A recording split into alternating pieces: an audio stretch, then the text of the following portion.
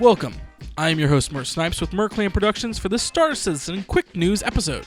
This series was made to give you quick information about the development of Star Citizen without having to go into insane detail, thus the name, Quick News. First off, let's talk about the new update 3.18. This patch went live more than a week ago, including a full wipe of all in-game purchases, such as in-game money and reputation.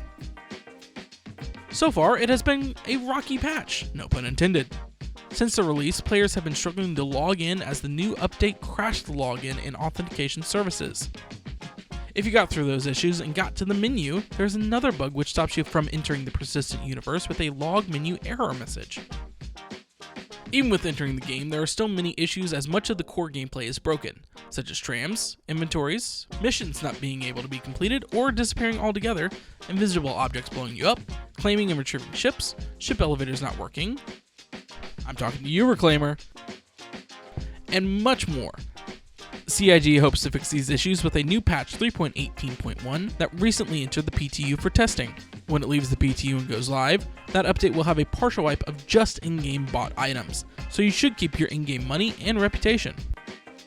Besides the rough start, let's talk about the new ships in 3.18, including some ships from the 3.17.2 patch. There is a new starter ship, the Drake Cutter. This small jack-of-all-trades ship is arguably the best starter ship that has entered the game, beating the previous best starter ship package, the Avenger Titan. This ship is cheaper than the Titan, but has a decent cargo capacity, some size 1 guns, and a bed to log out on.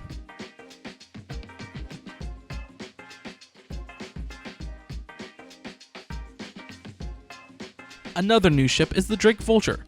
This ship was introduced to start off the near career in salvaging. This single-seater ship is a great way to start off your career in the new salvage game loop that I will discuss later. The Drake Corsair is a new multi-crew ship that is introduced to this update. This ship has crazy firepower with plenty of pilot guns and other manned turrets. It is another jack-of-all-trades ship with a good cargo and plenty of crew storage.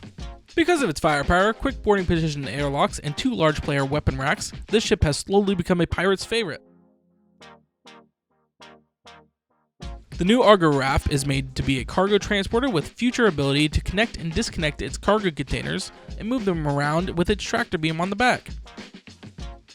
There is a new ground vehicle to this update, the Argo Mule. This adorable vehicle was created to transport smart cargo boxes and eventually be used as a forklift to help improve cargo gameplay. This adds some more gameplay possibilities for cargo and salvage. Let's talk about new features in 3.18. First off, we have persistent entity streaming. This feature has been a long time coming, but is the main cause for all the server failures. CIG is working diligently to fix these problems. Persistent entity streaming means that what you do in a server actually matters. The box you placed on that planet will be saved and will stay there until someone removes it. If your ship blows up, the pieces will remain in the server, and heck, your dead body will remain in the server. This feature plays a critical role in the future development of the game.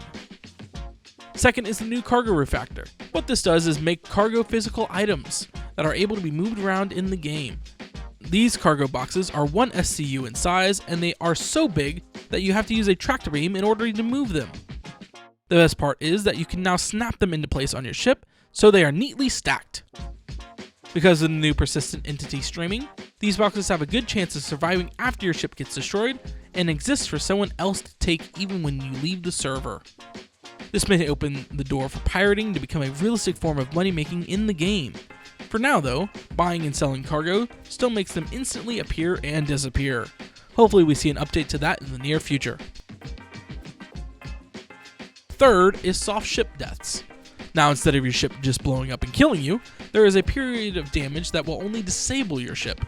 This makes for great boarding action gameplays for pirates and others who want to grab something from a disabled ship. You can even shoot certain doors to force them to open.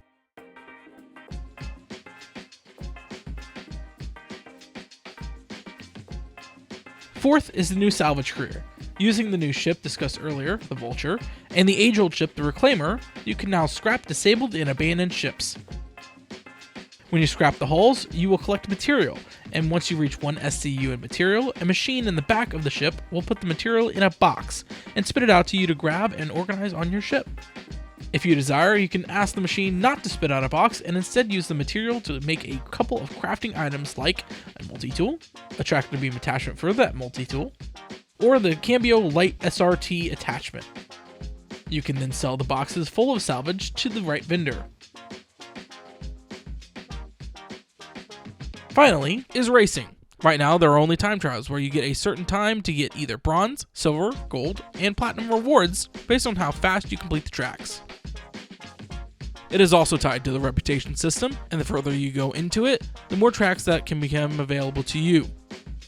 They have 7 tracks: Kaplan Circuit, Lorville Outskirts, which is the easiest track and the one you will start out with, Miner's Lamet, Skyscraper, Snake Pit, the Icebreaker, and Nyadar Valley. With lots of tracks to enjoy, this career will only get better once the team can get live ship racing working, and not just time trials. Finally, there are new derelict sites on Daymar, as well as caves, as the CIG team are looking to go further with the planet side encounters and exploration opportunities with deeper cave systems.